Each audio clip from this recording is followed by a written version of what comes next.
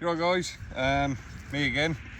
Doing something a little bit more interesting today. I'm going to be setting some mole traps. Basically, we've had new sort of lawn putting around the driveway, and moles seem to like it. They like the soft ground. There has been quite a few sort of hills over the time, as you can see. It just fucks the lawn up. I mean, moles I've got no real issue with, to be honest, as a creature, but you know, the clients, they want their lawn looking nice, so this is kind of the process we go down.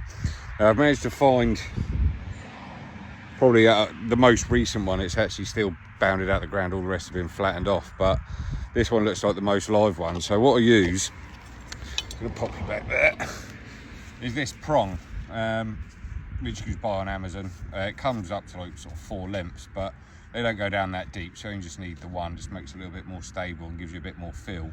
And then as I'm going round the hole, basically I just plunge this in, and when I kind of feel that gap where a tunnel is, so it's not solid ground, it kind of comes a little bit hard, then goes soft, you know that's where the tunnel is, which I've managed to locate just to the sort of the left hand side. So the next plan is to dig that tunnel out, which then, yeah, perfect, yeah, so that should now, if I take this through. Now, things with moles, they're very sensitive. They've got great sense of smell. That's kind of, they're pretty much blind, so that's pretty much their main skill. So and they're also very sensitive to like the texture of the ground. So if anything changes, i.e. if I was to leave a blade of grass in here, for example, they'd know about it and it would deter them from coming down this path. Now, as you can see, as I come through, this is just the tunnel here, so you can see that's where he's coming through into this mound. So that's where I'm going to set the trap. Again, these can be bought on Amazon. They look pretty lethal. I suppose they are if you're a mole, but that literally goes round there, underneath,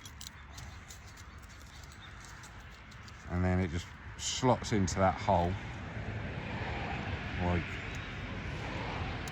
so, and that gives you like your little tunnel effect there. Now when he hits this little metal flap, it then closes down, so it's instant. It'll catch him on the back of the head and it'll be, you know, instant death, so he's not going to be any suffering. But I'm just going to slot that in there now, just so it covers over the hole. I'm just going to dig that out a little bit more, so I don't want any rubble or any grass, anything in the bottom. You see that I'm wearing gloves as well, obviously that's just so I don't leave my own scent on it. And that's now just pitched in just under there. You should come through that tunnel and then just slowly pop. You don't want any light getting in there either, because that's something else that will deter him. You'll know it's been tampered with. So I'm just filling in these holes like so. Another tip as well, when you first get your traps, like I say, because they are so sensitive to the smell of everything, I've actually soaked these, or I buried them for sort of 4 days first, just so it takes any smell off and it gives it the smell of the soil then. And I just pop one of my little flags in there, and that lets me know that there's a trap there. So I've got, you know, a fair few more. I've got about 5 or 6 traps on me, so I'm going to go and set them around the perimeter as well. And then I'll check them probably tomorrow. The thing with moles is that they stick to a habit, well, creatures of habit, I guess. They'll always go the same path to get home.